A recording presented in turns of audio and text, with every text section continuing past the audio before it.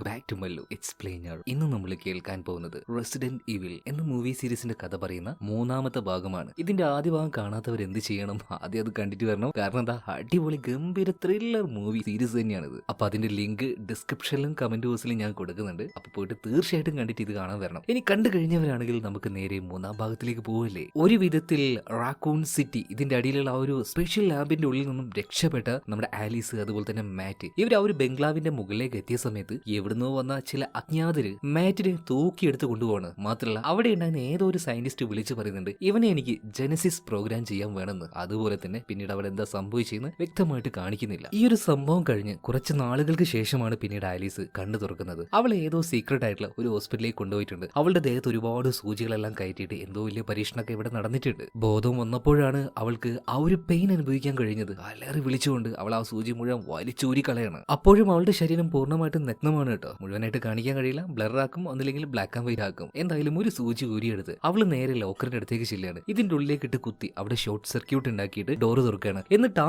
ആശുപത്രിയിൽ നിന്നും അവള് പുറത്തേക്ക് വരികയാണ്. ഇപ്പൊ റാക്കൂൺ സിറ്റിയെ നോക്കുന്ന സമയത്ത് അവൾ ഇന്നേ വരെ കണ്ടതുപോലെ ആയിരുന്നില്ല. ആകെ കൂടി ഒരു ശ്മശാന മോഹത.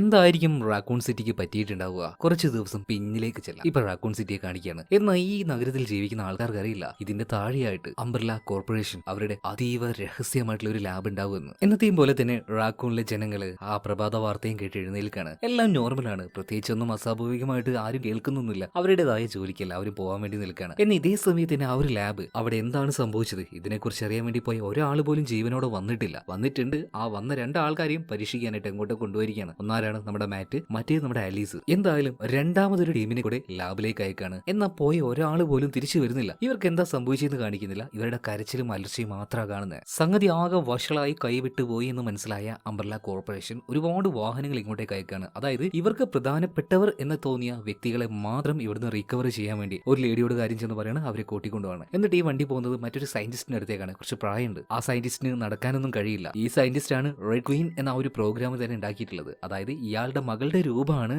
ആ ഒരു ക്വീനിന് കൊടുത്തിട്ടുള്ളത്. എന്തായാലും സയന്റിസ്റ്റിനോട് കൂടെ വരാൻ പറയുമ്പോൾ ഇയാൾ ആദ്യം വിസമ്മതിക്കുകയാണ്. കാരണം മകളില്ലാതെ ഞാൻ വരില്ല എന്ന് പറഞ്ഞിട്ട്. അപ്പൊ മറ്റേ ടീം പറയാണ് ഓൾറെഡി മകളെ കൂട്ടാൻ വേണ്ടി ആള് പോയിട്ടുണ്ട്. ഈ പറഞ്ഞതുപോലെ തന്നെ സ്കൂളിലേക്ക് നേരെ പോയിട്ട് ഈ സയന്റിസ്റ്റിന്റെ മകളെയും കൂട്ടിയിട്ട് വരുന്ന ആ ഒരു കാർ ഉണ്ടല്ലോ, ഇത് ആ ഒരു ഹൈവേയിൽ വെച്ച് ആക്സിഡന്റ് ആകുകയാണ്. മനഃപൂർവ്വമാണോ അല്ലെങ്കിൽ അബദ്ധവശാൽ സംഭവിച്ച ആക്സിഡന്റ് ആണോ ഒന്നും അറിയില്ല. പക്ഷേ ആ കൂട്ടാൻ പോയ ആൾക്കാരും അതുപോലെ തന്നെ ഈ ഡോക്ടറുടെ മകളും അതിൽ പെട്ടുകിടക്കുകയാണ്. ജീവനുണ്ടോ ഇല്ലയോ എന്ന് പോലും അറിയില്ല. അതുപോലെ തന്നെ റാക്കൂൺ സിറ്റിയുടെ കാര്യം പറയുകയാണെങ്കിൽ പല ഭാഗത്തായിട്ട് വൈറസ് ഔട്ട് ബ്രേക്ക് ഇത് ഉണ്ടായിരിക്കുകയാണ്. ജനങ്ങളൊക്കെ പരിഭ്രാന്തിയിലാവുകയാണ്. എല്ലാവർക്കും മനസ്സിലാവുന്നില്ല എന്തിനാണ് ആൾക്കാർ അങ്ങോട്ടും ഇങ്ങോട്ട് കടിച്ചു കയറാൻ വരുന്നത്, എന്താണ് ഇങ്ങനെ ഭ്രാന്തമായി പെരുമാറുന്നത്. ഇതൊന്നും മനസ്സിലാവാതെ പോലീസ് സ്റ്റേഷനിലേക്ക് കുറെ പേര് അറസ്റ്റ് ചെയ്ത് കൊണ്ടുവന്നിട്ടുണ്ട്. എന്ത് കാര്യം, സോംബികളെ അറസ്റ്റ് ചെയ്തിട്ട് വല്ല കാര്യമുണ്ടോ? ഇപ്പൊ ഇങ്ങോട്ടേക്ക് നമ്മുടെ സെക്കൻഡ് ഹീറോയിൻ വരികയാണ്, വളന്റൈൻ. കയ്യിൽ രണ്ട് തോക്കുണ്ട്. വന്ന വടനെ പടയെന്നിട്ട് സോംബികളായിട്ടുള്ള ഓരോരുത്തരെയും വെടിവെച്ച് കൊന്നുകളയാണ്. എന്നിട്ട് ബാക്കിയുള്ള ആൾക്കാരോട് പറയണ് ജീവൻ വേണമെങ്കിൽ ഈ നഗരം വിട്ടു പോയിക്കോന്ന്. അതായത് എന്തോ ചില കാര്യങ്ങൾ വളന്റൈന് അറിയാതെ തോന്നുന്നു. ഇതേ സമയത്ത് തന്നെ അംബ്രല കോർപ്പറേഷന്റെ ഒരു ലാബിൽ ഒരു ഡോക്ടറെ കാണിക്കുന്നുണ്ട്, ടോം കെയ്ൻ. ഇതാണ് അയാളുടെ പേര്. ഇയാൾ എന്തോ ഒരു പ്രൊജക്ട് ആക്റ്റീവ് ചെയ്യുന്നുണ്ട്, പ്രൊജക്ട് ആലി. ആക്റ്റീവ് ചെയ്ത ഉടനെ തന്നെ നമ്മുടെ ആലീസ് കണ്ണു തുറക്കുകയാണ്. അതായത് കുറച്ചു മുന്നേ നമ്മൾ കണ്ടില്ലേ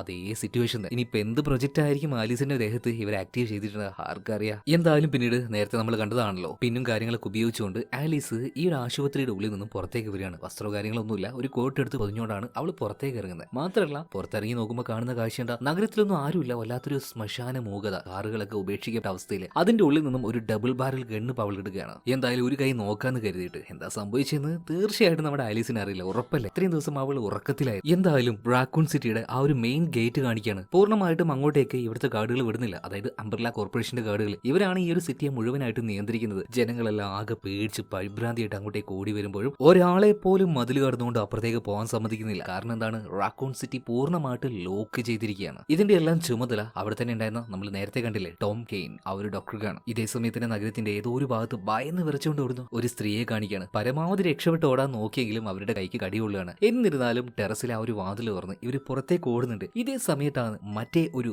റെസ്ക്യൂ ടീം ഈ നഗരത്തിന്റെ നടുഭാഗത്തേക്ക്, അതായത് ഏകദേശം ആ ഒരു ലേഡി മുകളിലേക്ക് കയറി വന്നില്ലേ ഒരു ടെറസിന്റെ മേലേക്ക്, ആ ഒരു ഭാഗത്തേക്ക് എത്തുന്നത്. ആ ഒരു ഹെലികോപ്റ്ററിലാണ് നമ്മുടെ കഥയുടെ മറ്റൊരു ഹീറോ ആയിട്ടുള്ള കാർലോസ് ഉള്ളത്. കാർലോസ് നോക്കുമ്പോൾ ഇതുപോലെ ബിൽഡിങ്ങിന്റെ മുകളിൽ ഒരു സ്ത്രീ ഒറ്റയ്ക്ക് അങ്ങനെ ബാക്കിയുള്ള സോംബികളുമായിട്ട് പരമാവധി രക്ഷപ്പെടാനുള്ള കാര്യങ്ങൾ ചെയ്തുകൊണ്ടിരിക്കുകയാണ്. അപ്പൊ അവരെ രക്ഷപ്പെടുത്തണം പറഞ്ഞപ്പോൾ ഇപ്പൊ ബാക്കിയുള്ള കമാൻഡോസ് പറയാണ് അതൊന്നും പറ്റില്ല, കാരണം നമുക്ക് സമയത്തിന് അവിടെ എത്താനുള്ളതാണ്. ഇതൊന്നും കാർലോസ് കേട്ടില്ല, എന്റെ ദേഹത്തൊരു റോപ്പ് ഘടിപ്പിക്കുന്ന പറയാണ്. അങ്ങനെ ആ ഒരു റോപ്പിലൂടെ താഴേക്ക് എടുത്ത് ചാടുന്ന അതേ സമയത്ത് തന്നെ ഫയർ ചെയ്തുകൊണ്ട് ഇറങ്ങുന്നത് ആ ഒരു ലേഡിയെ രക്ഷപ്പെടുത്തുകയാണ്. ഞാൻ പറഞ്ഞല്ലോ ആള് വേറെ ലെവലായിരിക്കും കാർലോസ് നല്ല മാസം പല സമയത്തും കാണിക്കാൻ പോകുന്നുണ്ട്. ഈ കഥയിൽ മുന്നോട്ടേക്ക് പോകുമ്പോൾ ഒരുപാട് കഥാപാത്രങ്ങളെ നിങ്ങൾ കാണേണ്ടി വരും കേട്ടോ. എന്തായാലും കാർലോസും അവന്റെ ടീമും കൂടെ താഴേക്ക് ഇറങ്ങി സോംബികളിൽ നിന്നും ആ ഒരു പെൺകുട്ടിയെ രക്ഷപ്പെടുത്ത്. അവളാണെങ്കിൽ തെമ്പത്ത് പോയി നിൽക്കുക. ഇങ്ങോട്ട് വാ, നമ്മൾ രക്ഷിക്കാന്ന് പറയുമ്പോൾ ആ ഒരു പെൺകുട്ടി പറയണം, ഇല്ല എനിക്കിനി എന്താ സംഭവിക്കാൻ പോകുന്നത് എനിക്ക് നന്നായിട്ട് അറിയാം, എനിക്ക് കടിയേറ്റിട്ടുണ്ട്. ഇതും പറഞ്ഞ പെൺകുട്ടി താഴേക്ക് ചാടി ആത്മഹത്യ ചെയ്യാം. ഈ ഒരു കാര്യത്തിൽ ഇവർക്ക് എന്തെങ്കിലും ചെയ്യാൻ പറ്റും. ഇതേ സമയത്ത് തന്നെ ഗേറ്റിന്റെ ഭാഗത്ത് കാണിക്കുകയാണ്. അങ്ങോട്ടേക്ക് ഇപ്പോ വലന്റൈൻ വന്നിട്ടുണ്ട്. അതുപോലെ തന്നെ വലന്റൈൻ്റെ ഒരു സീനിയർ ഓഫീസർ, അവളൊരു പോലീസ് കോപ്പായിരുന്നു കേട്ടോ, എന്തോ സസ്പെൻഷനിലായിരുന്നു. അവളുടെ ഒരു സീനിയർ ഒരു മൊട്ടയായിട്ടുള്ള ഒരാളാണ് LJ. ഇയാൾ അവിടെ ഉണ്ട്. ഇപ്പൊ ഇങ്ങോട്ടേക്ക് വന്നപ്പോ ഈ വലന്റൈൻ അയാൾ ചോദിക്കുന്നുണ്ട്, അല്ല നിങ്ങൾ എന്താ പോവാതിരുന്നത്? ഇതേ സമയത്ത് തന്നെ LJ പറയുന്ന ആൾക്കാരെ, അതായത് നമ്മൾ നോക്കേണ്ട ആൾക്കാരല്ലേ, ഇവരെയും വിട്ടുകൊണ്ട് നമ്മൾ എങ്ങനെ പോവാ, എന്തെങ്കിലും ഒരു വഴി കണ്ടെത്തണ്ടേ. ഇതേ സമയത്ത് തന്നെ ഇവിടെയുള്ള ആൾക്കൂട്ടത്തിൽ നിയന്ത്രിക്കുന്ന അല്ലെങ്കിൽ ഇവരുടെ ആ ഒരു കാര്യങ്ങളൊക്കെ നോക്കാൻ അംബ്രല കോർപ്പറേഷൻ ഏൽച്ച ആളുണ്ടല്ലോ, ടോം കെയ്ൻ. ഇയാളിങ്ങനെ നോക്കിയ സമയത്ത് ഏകദേശം കാര്യങ്ങൾ മനസ്സിലായി. അതായത് കുറച്ച് ആൾക്കാരൊന്നും അല്ല, ഇവരൊന്നും പൂർണ്ണമായിട്ടും ചെക്ക് ചെയ്ത് അപ്പുറത്തേക്ക് എത്തിക്കാൻ കഴിയോ ഇല്ലയോ എന്നൊന്നും അറിയില്ല. കാരണം എണ്ണത്തിനൊക്കെ ഒരു പരിധി വേണ്ടേ. ആ റാക്കൂൺ സിറ്റിയിലെ എല്ലാ ജനങ്ങളും, സോംബികളാകാത്ത എല്ലാ ജനങ്ങളും ഇങ്ങോട്ടേക്ക് പാഞ്ഞു വന്നിരിക്കുകയാണ്. ഇയാൾക്കാണെങ്കിൽ ഇപ്പൊ എന്താ ചെയ്യേണ്ടേ തിരിയുന്നില്ല. ഇതേ സമയത്ത് തന്നെ ആൾക്കൂട്ടത്തിൽ ഒരാൾ പെട്ടെന്ന് ഇൻഫെക്റ്റഡ് ആയിട്ട് അവിടെ കിടന്ന് പെട്ടക്കാൻ ആരംഭിക്കുകയാണ്. മാത്രമല്ല LJ എന്ന് പറഞ്ഞ ഒരു പോലീസുകാരന്റെ കാലിൽ കടിക്കുന്നുണ്ട്. എന്തായാലും നോക്കി നിൽക്കാൻ കഴിയില്ലല്ലോ, അയാളുടെ മകൾ അവിടെ ഉണ്ട്. അതൊന്നും നോക്കാതെ സോംബിയായി ഈ മനുഷ്യരെ ഷൂട്ട് ചെയ്ത് കൊന്നുകളയാണ്. ഇതുകൂടെ ആയപ്പോ ടോം കെയ്ന് ഓർഡർ കിട്ടുകയാണ്. അതായത് ഈ ഒരു ഗേറ്റ് പൂർണ്ണമായിട്ടും അടക്കാൻ വേണ്ടിയിട്ട്. ഇപ്പൊ അവിടെയുള്ള ആൾക്കാർ പറയുന്നുണ്ട്, നമ്മുടെ കമാൻഡോസ് ഉള്ളിലുണ്ട്, എന്താ ചെയ്യേണ്ടത്, ഒന്നും നോക്കണ്ട, അടച്ചോന്ന് തന്നെ ശക്തമായിട്ട് കെയ്ൻ പറയാം. സോ സ്പോട്ടിൽ തന്നെ ആ ഒരു ഗേറ്റ് അടക്കുന്നുണ്ട്. ഇവരുടെ തന്നെ അംബ്രലയുടെ ജോലിക്കാർ തന്നെ ഒരു വിധത്തിലാണ് കുറച്ച് പേരെങ്കിലും പുറത്തേക്ക് എത്തിയത്. ബാക്കിയുള്ള ആൾക്കാർ ഇപ്പോഴും അതിന്റെ അപ്പുറത്ത് തന്നെയാണ്. എന്നിട്ട് മുകളിൽ കയറിയ ടോം കെയ്ൻ പറയാണ്, ഇനി പ്രശ്നങ്ങളൊന്നുമില്ല, എല്ലാം കൺട്രോൾഡ് ആയിട്ടുണ്ട്. നിങ്ങൾ ആദ്യം ചെയ്യേണ്ടത് നിങ്ങൾ നിങ്ങളുടെ വീട്ടിലേക്ക് തിരിച്ചു പോകലാണ്. 1 മുതൽ 5 വരെ എണ്ണം. അതിനുള്ളിൽ നിങ്ങൾ പോയിട്ടില്ലെങ്കിൽ യഥാർത്ഥ ബുള്ളറ്റുകൾ യൂസ് ചെയ്യും. സോ ഈ ഒരു കാര്യം പറഞ്ഞുകൊണ്ടാണ് ഈ ടോം കെയ്ന് പോകുന്നത്. മുകളിലുണ്ടായിരുന്ന കമാൻഡോസ് എണ്ണാൻ തുടങ്ങുകയാണ്. അതുപോലെ തന്നെ താഴെ ഉണ്ടായിരുന്ന LJ, അതുപോലെ തന്നെ വലന്റൈൻ, ഇവർ രണ്ടുപേരും വിചാരിക്കുകയാണ്, ഇതിങ്ങനെയാണെങ്കിൽ ഇവരെന്തായാലും ഫയർ ചെയ്യും. എല്ലാവരോടും തിരിച്ചു പോകാൻ പറയുന്നുണ്ട്. ഇതേ സമയത്ത് തന്നെ ഈ കമാൻഡോസ് ഫയർ ചെയ്യാൻ വേണ്ടി തുടങ്ങുകയാണ്. അതായത് ഇവരുടെ ദേഹത്ത് കട്ടുന്നില്ല, എന്നാലും നല്ല രീതിയിൽ ഇവർ പേടിപ്പിക്കുകയാണ്. മെഷീൻ ഗണ്ണൊക്കെ വെച്ച് ഫയർ ചെയ്യുമ്പോൾ അമ്മാതിരി ശബ്ദമായിരിക്കുമല്ലോ. എല്ലാവരും പിന്നീട് അവിടുന്ന് പേടിച്ചോടുന്നുണ്ട്. ഇതേ സമയത്ത് തന്നെ നമ്മൾ നേരത്തെ കണ്ടില്ല, കാർലോസ്, ഇയാളുടെ കുറച്ച് ടീം, ഇവരെല്ലാവരും ഈ റാക്കൂൺ സിറ്റിയുടെ മറ്റൊരു ഭാഗത്ത് വന്ന് ഇറങ്ങിയിട്ട് എന്തോ ഒരു കാര്യം ചെയ്യാൻ വേണ്ടിയിട്ട് ഇറങ്ങിയാ തോന്നുന്നുണ്ട്. എന്തോ ഒരു മിഷൻ ഇവർക്കുണ്ട്. ഇതിനിടയിൽ ഒരുപാട് സോംബികൾ അങ്ങോട്ടേക്ക് എത്താണ്. സോ കാർലോസിന്റെ നേതൃത്വത്തിലുള്ള ഈ ഒരു കമാൻഡോസ്, പോലീസുകാർ, ഇവരെല്ലാം ഈ ഒരു സോംബികളുമായിട്ട് ഒരു യുദ്ധം തന്നെ അവിടെ നടക്കുകയാണ്. അടുത്ത സീനിൽ ഇപ്പോൾ ടോം കെയ്ൻ ഉണ്ടല്ലോ, ഇയാൾ നേരെ ആ ഒരു ഡോക്ടർ ഉണ്ടല്ലോ, ആഷ്ഫോർഡ്, ഇതാണ് അയാളുടെ പേര്, ഇയാളുടെ അടുത്തേക്ക് ചെന്നിട്ട് പറയാണ്, അല്ല ആഷ്ഫോർഡ്, നിങ്ങൾ എന്താ ഇവിടുന്ന് പോവാത്തത്, മുകളിൽ നിന്നും ഓർഡർ ഉണ്ട് നിങ്ങൾ ഇവിടുന്ന് കൊണ്ടുപോകാൻ വേണ്ടിയിട്ട്. ഇതേ സമയത്ത് തന്നെ ആഷ്ഫോർഡ് പറയാണ്, എന്റെ മകൾ ആൻസി, അവള് വരാതെ ഞാൻ എങ്ങോട്ടും വരില്ല, ഇനി ഓർഡർ എവിടെ നിന്നാലും ശരി, ഓക്കെ നിങ്ങൾ ഇഷ്ടം പോലെ എന്ന് പറഞ്ഞിട്ട് ടോം കെയ്ൻ ഇവിടുന്ന് പോവാൻ. ഇവരെല്ലാവരും പോയി കഴിഞ്ഞപ്പോൾ ഈ ഡോക്ടർ ആഷ്ഫോർഡ് നേരെ ടെന്റിലേക്ക് ചെല്ലുകയാണ്. ഇയാളുടെ കയ്യിൽ ഒരു പേഴ്സണൽ ലാപ്ടോപ്പും കാര്യങ്ങളൊക്കെ ഉണ്ട്, ഒരുപാട് വിവരങ്ങൾ അതിലുണ്ടാവും. സോ ഇത് തുറന്നുകൊണ്ട് ഇയാൾ കുറച്ച് ഡാറ്റാസ് നോക്കുകയാണ്. മാത്രമല്ല ഇയാൾ നല്ല ഒന്നാന്തരം പ്രോഗ്രാം ഡെവലപ്പറാണ്. നേരത്തെ പറഞ്ഞല്ലോ, ആ ഒരു റെഡ്യൂണിനെ ഡെവലപ്പ് ചെയ്ത ആ ഒരു ടീമിലെ തന്നെ പ്രധാനിയായിട്ടുള്ള ആളാണ് ഇയാൾ. ഇയാളുടെ മകളുടെ ആ ഒരു മുഖം, അതുപോലെ തന്നെ ചില ഡാറ്റാസ്, ഇതെല്ലാം വെച്ച് റാക്കൂൺ സിറ്റി മുഴുവനായിട്ടും ആ ഒരു ലാപ്ടോപ്പ് കയ്യിൽ വെച്ചുകൊണ്ട് ഈ നടക്കാൻ കഴിയാത്ത മനുഷ്യൻ അങ്ങനെ പരിശോധിച്ചുകൊണ്ടിരിക്കുകയാണ്. പല ഭാഗങ്ങളിലും പരിശോധിച്ച് അതായത് CCTV ഓരോന്നായിട്ട് ഹാക്ക് ചെയ്യാണ്. അപ്പൊ ഏകദേശം ഒരു ലൊക്കേഷൻ എവിടെയാണെന്ന് ഈ ആഷ്ഫോർഡിന് കിട്ടിയിട്ടുണ്ട്. അതേ സമയം തന്നെ ഇനി മകളെ രക്ഷപ്പെടുത്തണമെങ്കിൽ ഒരാൾ വേണ്ടേ. അങ്ങനെ ഒരാൾ നോക്കിയിട്ട് ഇങ്ങനെ പൂർണ്ണമായിട്ടും ആ ഒരു സിറ്റിയിൽ ഓരോ ക്യാമറകളും ചെക്ക് ചെയ്യുമ്പോൾ ഒരു കൂസലും ഇല്ലാതെ ഒരു വെള്ള കുപ്പായം പൊതിഞ്ഞുകൊണ്ട് ഒരാൾ ഇങ്ങനെ നടന്നു വരുന്നുണ്ട്. അതൊരാളായിരുന്നില്ല, ഒരു പെണ്ണായിരുന്നു. അവള് തന്നെ അലീസ് നേരെ ആ ഒരു ഹോസ്പിറ്റലിൽ അവിടെ നിന്ന് ഇറങ്ങി ആ ഒരു ഡബിൾ ബാരൽ ഇതും കയ്യിലെടുത്തോണ്ട് വരുന്ന ആ ഒരു വരുത്താണ്. ഇവള് നേരെ ഒരു ഷോപ്പിലേക്ക് ചെല്ലുകയാണ്. ആവശ്യത്തിനുള്ള ഗണ്ണും കാര്യങ്ങളൊക്കെ കയ്യിൽ വെക്കുന്നുണ്ട്. വസ്ത്രങ്ങളെല്ലാം മാറിയിട്ടുണ്ട്. ഇതിനുശേഷം ഒരു ബൈക്കിലേക്ക് കയറാൻ നിൽക്കുമ്പോൾ പെട്ടെന്ന് അവൾ തളർന്നു വീഴാണ്. അവളുടെ സ്കിന്നിന്റെ ഉള്ളിലൂടെ എന്തൊക്കെയോ അരിച്ചരിച്ച് ഉള്ളിലേക്ക് കയറുന്നത് പോലെ അവൾക്ക് തോന്നുന്നുണ്ട്. അതെ, നേരത്തെ ടോം കെയ്ൻ ആക്ടിവേഷൻ ചെയ്തില്ലേ പ്രൊജക്ട് ആലീസ്, അതിന്റെ എന്തൊക്കെയോ ചില കാര്യങ്ങളാണ് അവളുടെ ഉള്ളിൽ കിടന്ന് അങ്ങനെ തിളക്കുന്നത്. അതുപോലെ തന്നെ ചില കാര്യങ്ങൾ അവൾക്ക് ഓർമ്മ വരുന്നുണ്ട്. ലാബിൽ വെച്ച് അവളുടെ ദേഹത്ത് നടത്തിയ പരീക്ഷണങ്ങളും അതുപോലെ തന്നെ മാറ്റിനെ ഇവിടുന്ന് കൊണ്ടുപോയ കാര്യങ്ങളൊക്കെ. ഈ കാര്യങ്ങളെല്ലാം നമ്മുടെ പ്രൊഫസർ ആഷ്ഫോർഡ് CCTV ക്യാമറയിലൂടെ അങ്ങനെ നിരീക്ഷിക്കുന്നുണ്ട്. അതുപോലെ തന്നെ ആ ഒരു നഗരത്തെ പൂർണ്ണമായിട്ട് ഇയാൾ നോക്കുന്ന സമയത്ത് ഒരു ചർച്ച്, ആ ചർച്ചിലേക്ക് ഒരു 3 പേര് കയറുന്നുണ്ട്. നമ്മൾ നേരത്തെ കണ്ട വോളന്റൈൻ, അവളുടെ സീനിയർ ഓഫീസർ ആയിട്ടുള്ള LJ, പിന്നെ ഒരു ന്യൂസ് റിപ്പോർട്ടർ ലേഡി. അങ്ങനെ ഇവർ ഇതിന്റെ ഉള്ളിലേക്ക് കയറിയപ്പോൾ ഗണ്ണ് പിടിച്ചോണ്ട് ഒരാളുണ്ട്. നിങ്ങൾ ഇവിടുന്ന് ഇറങ്ങിയപ്പോൾ ഇതെനിക്ക് ഒറ്റ കുളിക്കാനുള്ള സ്ഥലം എന്നൊക്കെ പറഞ്ഞിട്ട് ഇയാളിങ്ങനെ ആകുമ്പോൾ നിങ്ങൾ എന്ത് വിഡ്ഢിത്തരായി പറയുന്നത്, കുറച്ചെങ്കിലും സേഫ് ആയിട്ടുള്ള ഒരു സ്ഥലമാണ്, ഞങ്ങളും കൂടെ നിന്റെ കൂടെ നിന്നോട്ടെ എന്ന് പറയാണ്. എന്തായാലും ആ ഒരു ചർച്ചിന്റെ ഉള്ളിൽ തന്നെ ഇവരിപ്പോ 4 പേര് നിൽക്കാണ്. എന്തോ ഒരു ശബ്ദം കേട്ടപ്പോൾ വോളന്റൈൻ പറയാണ്, ഞാൻ ഒന്ന് നോക്കിയിട്ട് വരാന്ന്. ശബ്ദം കേട്ട് മുറിയിലേക്ക് വോളന്റൈൻ എത്തി. അവൾ നോക്കുമ്പോൾ ഒരു ചെയറിൽ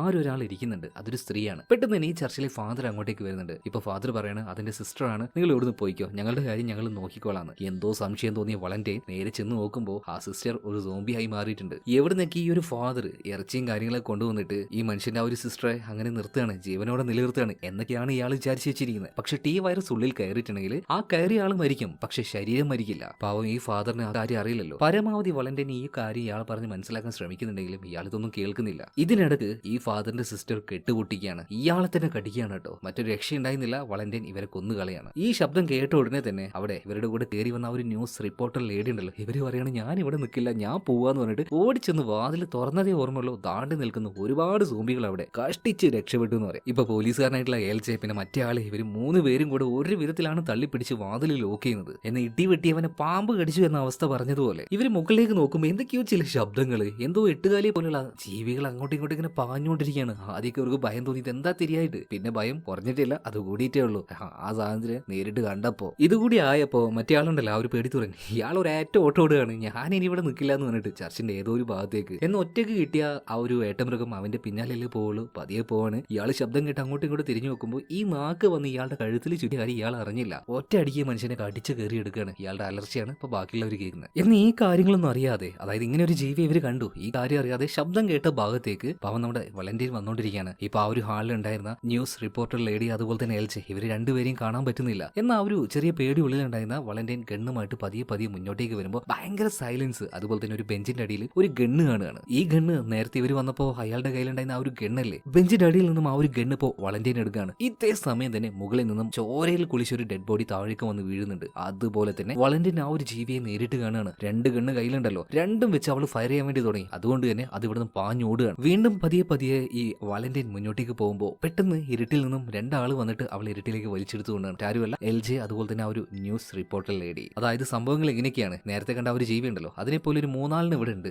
നമുക്ക് ഒറ്റയടിക്ക് അറ്റാക്ക് ചെയ്യാൻ കഴിയില്ല. എന്നാലും ഇരുന്നിട്ട് കാര്യമില്ല. എൽജെയും ഗണ്ണെടുക്കാണ്, പുറത്തേക്ക് വരികയാണ്. ചറപറാന്ന് പറഞ്ഞിട്ട് കാണുന്നിടത്ത് വെച്ച് ഷൂട്ട് ചെയ്യുന്നത്. പക്ഷെ ഇവരുടെ കയ്യിലുള്ള ഈ പിസ്റ്റൽ അതുപോലെ തന്നെ ഇവരെ പോലെയുള്ള സാധാരണ ആൾക്കാർക്ക് കൂട്ടിയെ കൂടുതൽ സാധനം എല്ലാം വന്നിരിക്കുന്നത്. എന്തായാലും 3 പേരും ചുറ്റും ഒന്ന് ഫയർ ചെയ്യാൻ വേണ്ടി തുടങ്ങുകയാണ്. എന്നാൽ എവിടെ എത്തുന്നില്ല. അതുപോലെ തന്നെ ചർച്ചിൽ ഫാദർ ഈ പ്രേ ചെയ്യാനൊക്കെ നിൽക്കില്ലേ, ആ ഭാഗത്തു നിന്നും ഒരു സാധനം അങ്ങനെ പതിയെ പതിയെ നടന്നു വരികയാണ് ഇവരുടെ അടുത്തേക്ക്. എന്ത് ചെയ്യുന്ന യാതൊരു പിടുത്തവുമില്ല. ഈ സമയത്താണ് ഈ ചർച്ചിന്റെ മുകളിലുള്ള ഒരു ചില്ലും തകർത്തുകൊണ്ട് ഒരു ബൈക്ക് ഇതിന്റെ ഉള്ളിലേക്ക് പാഞ്ഞു വരുന്നത്. മാസ് എന്ന് പറഞ്ഞാൽ രോമൊക്കെ ഇങ്ങനെ എണീച്ച് നിൽക്കുക കേട്ടോ. കാരണം വരുന്ന ആളാരാണ്, ആലീസ്. അത്രയും ഹൈറ്റിൽ നിന്നും ഈ ബൈക്ക് കൊണ്ട് വന്നിട്ട് ഒരു സ്റ്റണ്ട് ഉണ്ടാവുന്നു, ഒരൊറ്റ കറക്കി നിർത്തുകയാണ്. അതുപോലെ തന്നെ ഇവരൊരു നോട്ടാണ്, ഇനി നിങ്ങൾ പേടിക്കേണ്ട, കൂടെ ഞാനുണ്ട് എന്ന് പറഞ്ഞിട്ട്. എന്നിട്ടുണ്ടല്ലോ ആ ഒരു ബൈക്ക് നേരാക്കി വെക്കാണ്. എന്നിട്ട് നല്ല റൈസാക്കി ഒരേറ്റ ഉരുളാണ്. അപ്പൊ ഈ ബൈക്ക് ഇങ്ങനെ നേരെ വരുമ്പോ ഈ ജീവിയാണെങ്കിൽ ഇതിന് പിടിക്കാൻ നിൽക്കുമല്ലോ. അതേ സമയത്ത് തന്നെ നമ്മുടെ ആലീസ് അതിൽ നിന്നും ബാക്കോട്ട് ഫ്ലിപ്പ് ചെയ്ത് ചാടുകയാണ്. ബൈക്ക് കയ്യിൽ കിട്ടിയപ്പോൾ ഈ ജീവിയാണെങ്കിൽ ഇതും കെട്ടിപ്പിടിച്ചുകൊണ്ട് മുകളിലേക്ക് കയറി ചെല്ലുകയാണ്. ഉടനെ തന്നെ ആലീസ് ഗണ്ണെടുക്കുകയാണ്. 2 ബുള്ളറ്റ് നേരെ സിലിണ്ടർ, ഒരൊറ്റ പൊട്ടിലാണ്,